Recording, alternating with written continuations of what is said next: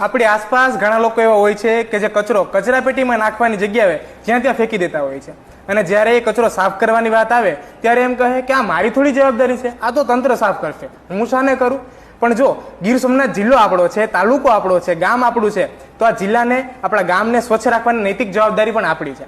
ગાંધીજીએ સૂચવેલા સ્વચ્છ ભારતના સ્વપ્નને ધ્યાનમાં રાખી અને ગીર સોમનાથની અંદર આજે સ્વચ્છતા હી સેવા 2024નું પખવાડિયુંનું આયોજન કરવામાં આવ્યું છે, જે તારીખ 17 સપ્ટેમ્બરથી 2 ઓક્ટોબર સુધીની રહેશે. એના વિશે વધુ માહિતી આપણે માનનીય કલેક્ટર સાહેબ જાડેજા સાહેબ આપશે.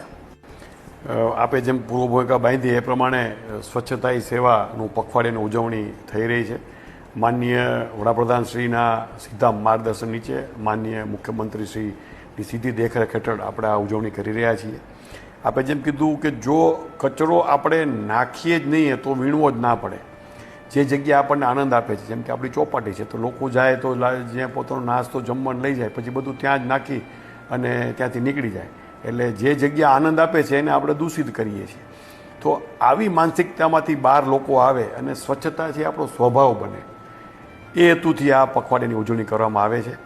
પછી સરકારી કચેરીઓ હોય, સરકારી ઉદ્યાનો હોય, પ્રાઇવેટ ઉદ્યાનો હોય, જાહેર રસ્તાઓ હોય, એવી કોઈ પણ મિલકત હોય એની સફાઈ ચાલી રહી છે. ગ્રામ પંચાયતો છે એ લેવલ પર પણ આપણે સમૂહ સફાઈનું આયોજન કરેલું છે. આપણી શાળાઓ છે, શાળાના બાળકો જે આવતીકાલનું આપણું ભવિષ્ય છે તેને આજથી જ એ ટેવ પડે એટલા માટે શાળાઓમાં પણ આ ઝુંબેશ ચાલી રહી છે.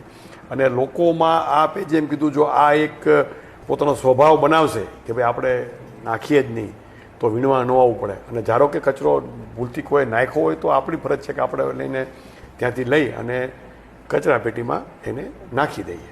તો આ ભાવના કેળવાય એના માટે આ આયોજન છે પખવાડિયાનું. જેમ સરે વાત કરી કે કાર્યક્રમની ટેગલાઈન જ એવી છે, સ્વચ્છતા હી સ્વભાવ, સ્વચ્છતા સંસ્કાર, બરાબર. એવી જ રીતે આ કાર્યક્રમમાં સર સામાન્ય નાગરિકો કેવી રીતે ભાગ લઈ શકે અને કેમ્પેનનો કેવી રીતે હિસ્સો બની શકે? પોતે મેં કીધું એમ કોઈ જાહેર જગ્યાએ જાય અને કચરો જો જાહેરમાં ફેંકે નહીં, પોતાનો ઘરનો કે વ્યવસાય જે છે એનો કચરો છે ડોર ટુ ડોર કલેક્શન આવે ત્યારે ત્યાં જ આપે, બહાર ના ફેંકી દે. એમને ત્યાં કોઈ કસ્ટમર આવતા હોય તો એને પણ સમજ આપે કે ભાઈ તમે આ કેરી બેગ છે તો તમારા ઘરથી કાપડની થેલી લાવો અથવા તો પેપર બેગ લઈને આવો. એવી જો ટેવ આપણે બધાએ પોતે જ જો પાડશું, સેલ્ફ ડિસિપ્લિન, તો આ કાયમી છે એ આપણે આ ગંદકીમાંથી મુક્તિ મેળવી શકશું. તો આ કાર્યક્રમની અંદર અવર ગીર સોમનાથ પરિવાર તો જોડાઈ રહ્યું છે. સાથે સાથે આ રીલ તમારા મિત્રો સાથે શેર કરી દો, તમારા પરિવાર સાથે શેર કરી દો અને એમને પણ આ કેમ્પેનની અંદર જોડાવા માટે પ્રોત્સાહિત કરો.